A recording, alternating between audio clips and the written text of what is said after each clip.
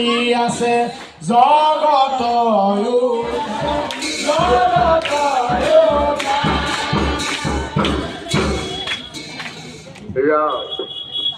নাচিনগৰ ৰাজহুৱা নামঘৰত আজি নৱনিৰ্বাচিত আমাৰ বাটচৰা উপকেন্দ্ৰ আজিৰ অনুষ্ঠানত উপস্থিত আমাৰ প্ৰাক্তন সাংসদ কুঞ্জা বাইদেউ, এই নামঘৰৰ সভাপতি সৰস্বতী দাস বাইদেউ উপস্থিত, আমাৰ পাৰিষদ ৰাজ্ঞা হাজৰিকা বাইদেউ উপস্থিত, আইসকল বাপসকল সংস্কৃতৰ ৰাইজ, জয় জয় সকলোকে আমি গুৰুজনৰ ওচৰত সেৱা জনাই সকলোৰে মংগল কামনা কৰিছোঁ।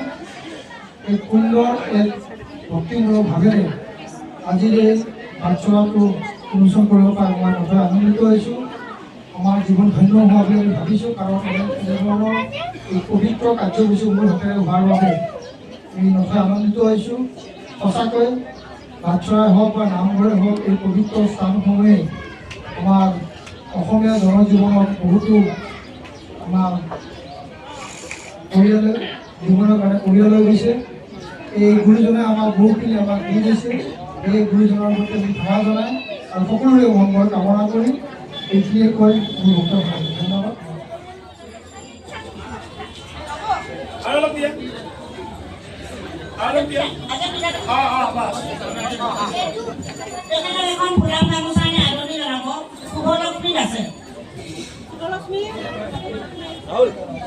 বন্তি প্ৰজ্বলন কৰাৰ লগে লগে হৰিধ্বনি হ'ব, আইসকলে উমনি দিব, শংখ ঘণ্ট বাজিব।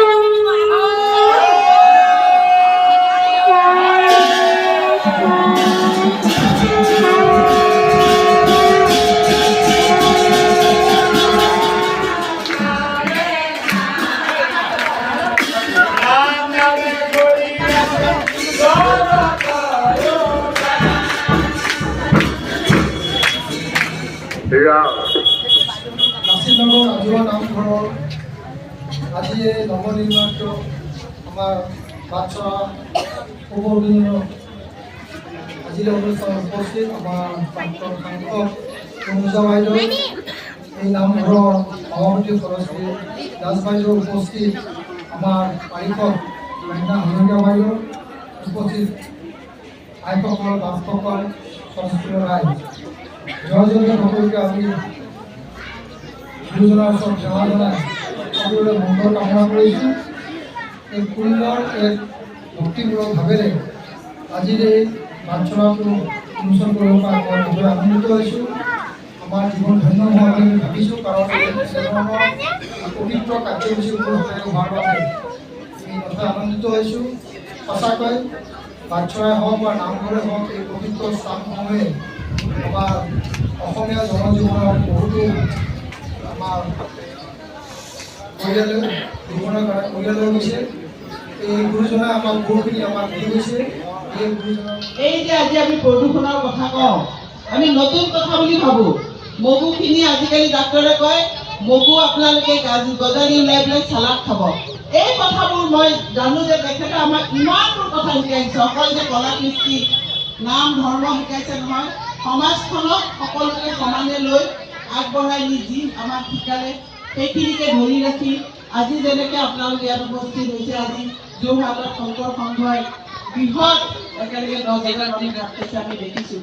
এই এটা একেটা দোলাৰে যিটো বান্ধা তেখেতে চেষ্টা কৰিছিলে, এই যে প্ৰচেষ্টা সকলোৰে অব্যাহত ৰাখে তাকে কামনা কৰি অনুষ্ঠানটোলৈ মোৰ পুনৰ বহুত সেৱা জনাই আৰু ভগৱানৰ ওচৰত আৰু আপোনালোকৰ ওচৰতো ভৱিষ্যতে ৰাইজৰ কাম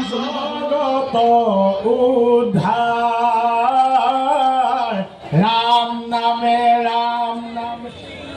লাচিত নগৰ ৰাজহুৱা নামঘৰৰ কোষাধ্যক্ষ পূৰ্ণিমা দাস ডাঙৰীয়ানীক আমি মঞ্চত বিচাৰিছোঁ।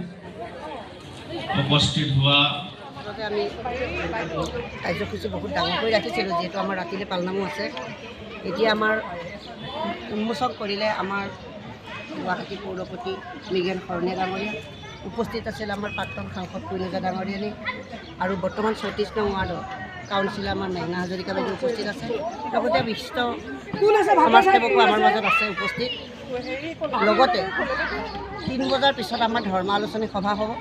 ধৰ্ম আলোচনী সভাত আমাৰ সভাপতিত্ব কৰিব আমাৰ কামৰূপ মহানগৰৰ সভাপতি একশৰণ ভাগৱতী সমাজৰ মহানগৰ সভাপতি হৰকান্ত হাজৰিকা বাপ, আৰু আচাৰ্য প্ৰণাম থাকিব আমাৰ গুণেন চলিহা বাপ দৰঙৰ সভাপতি।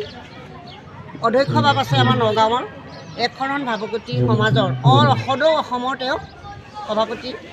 লগত উপস্থিত আছে আমাৰ সদৌ অসম তৰুণ বিদ্যাৰ্থী সমাজৰ প্ৰাক্তন সভাপতি সন্ত দাস, অসম নাট্য সন্মিলনৰ বৰ্তমান তেওঁ সম্পাদক, তেওঁলোক উপস্থিত আছে।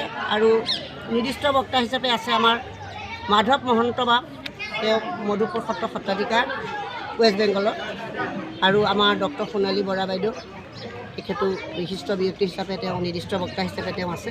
আমাৰ নিৰ্দিষ্ট বক্তা দুজনেই আছে, ডক্টৰ সোণালী বৰা বাইদেউ আৰু আমাৰ অধ্যক্ষ প্ৰতাপ মেধিবা। আজি দিনজোৰা কাৰ্যসূচী হৈছে? আজি দিন নহয়, আজি দিন ৰাতি। কালিলৈ দুপৰীয়া 12 বজালৈ আমাৰ কাৰ্যসূচী থাকিব। যিহেতু মহাপালনাম ভাগ ৰাতি আয়োজন হ'ব, ৰাতিপুৱা 6 বা 7 বজাত আমাৰ শেষ হ'ব। তাৰপিছত প্ৰসাদ বিতৰণ, ভকত বিদায় আমাৰ কাৰ্যসূচী আছে।